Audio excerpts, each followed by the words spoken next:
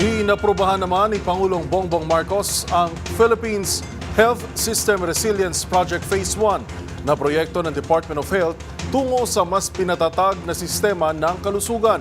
Target ng DOH na mailunsad ito sa mga lugar na walang akses sa mga serbisyong pangkalusugan. Narito ang report ni Rose Babiera. Inaprubahan ng National Economic and Development Authority o NEDA sa pamumuno ni Pangulong Bongbong Marcos ang Philippines Health System Resilience Project Phase 1 na programa ng Department of Health tungo sa mas pinatatag na sistema ng kalusugan.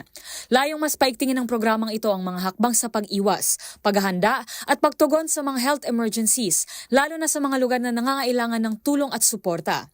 Sa pagpupulong ng NEDA Board sa Malacanang, pinuri ng Pangulo ang DOH sa paglikha ng programa kung saan nila naiaangkop ang mga natutunan noong pandemya. Sa pamamagitan nito, natukoy ng kagawaran ang mga pagkukulang sa sistema ng kalusugan at public health noong manalasa ang isang global health emergency. Nagkakahalaga ng 27.92 billion ang programa at prioridad ng DOH na ilunsad ito sa mga lugar na kulang-kulang o walang akses sa mga serbisyong pangkalusugan. Ayon sa DOH, mayroon ng tukoy na 17 probinsya ang kagawaran kung saan isasagawa ang pilot run ng programa. Kinumanda naman ni PBBM ang kagandahan ng programa dahil sa espesipiko ang lugar na sakop nito. Inaasahan na sa pamamagitan ng programang ito, mas mapapatatag ang sistema ng kalusugan sa bansa. Sang-ayon sa Philippine Development Plan 2023 to 2028 na ibinalangkas ng Marcos Administration.